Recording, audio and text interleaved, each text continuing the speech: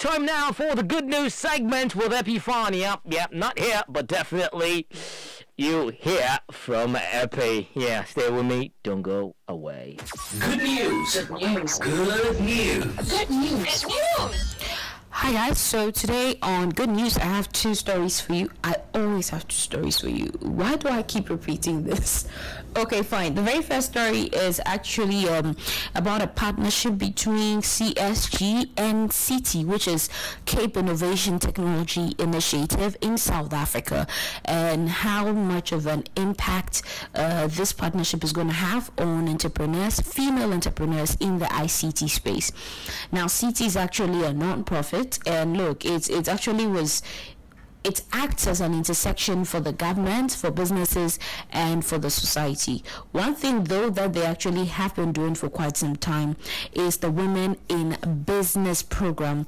Now, the Women in Business program is actually looking at defying social norms by offering tech skills alongside the broad-based Black economic empowerment.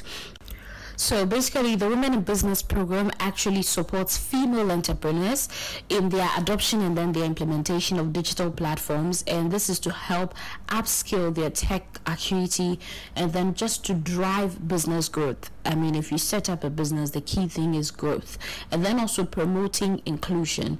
Already being in a space where it's like male dominated, you need all the help you can, because then it's like you're swimming against the tide. So with CSG and CT's Women in Business program, it's the support, the needed support that these women actually need to go forward or push forward.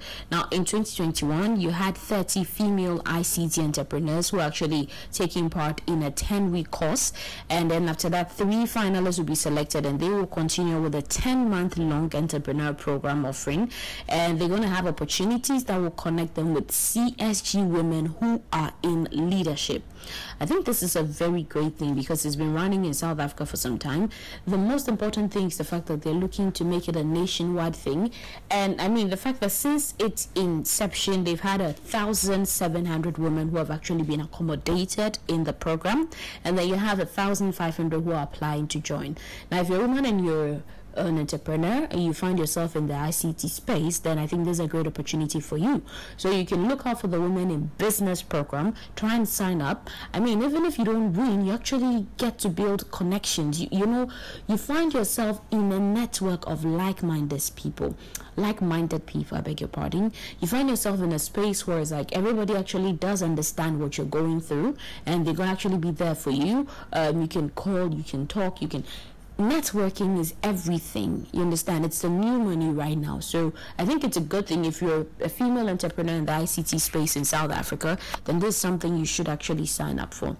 Now, the second story we have for you is also coming from South Africa, and this has to do with We Are With You.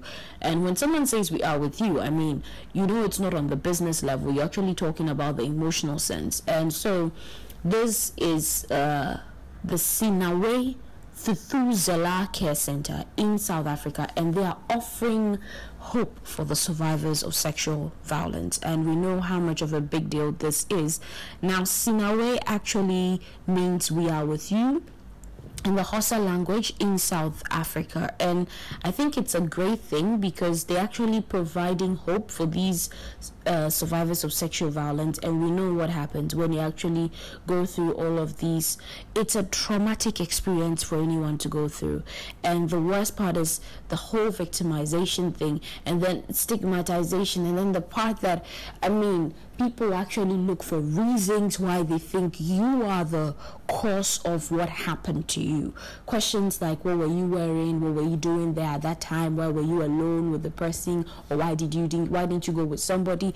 You know, all those things just to try and make sure that they can pin the fact that you are responsible for what happened to you. And it's care centers like the Sinawe Thuthuzela that try to make sure that these survivors actually do survive. They do remain survivors.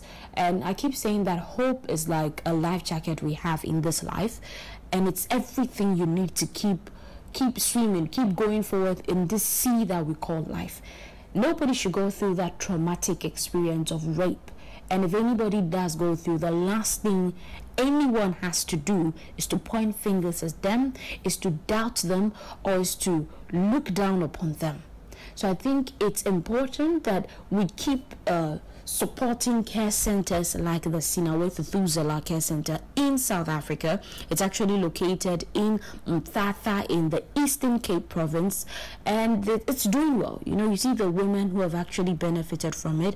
One of the recent ones was a 20-year-old, Lerato.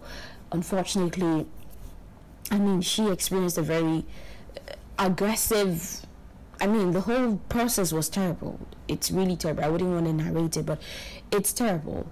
And looking at the fact that, I mean, Sinawe has actually come through for her, supported her, held her up until this time, I think it's a very important thing. I mean, gradually she's moving on. And if you look at police statistics actually taking actually from South Africa, you realize that there were 53,295 reported sexual offense during the 12 months between April 2019 and March 2020.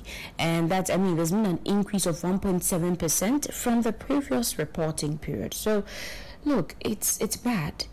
You're looking at an equivalent of a sexual offense taking place every 10 minutes. A girl is sexually abused every 10 minutes. And I mean, these are just the cases that are reported. So what of the ones that are actually not reported at all? You can imagine that.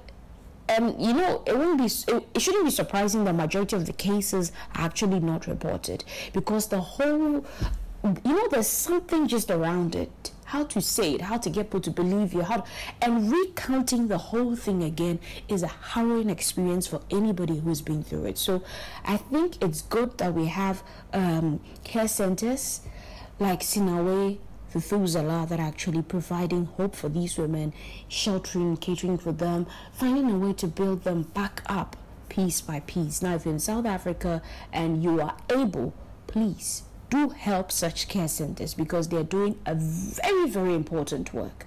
Well, that's all we have for you for Good News for today. I'll bring you headlines shortly.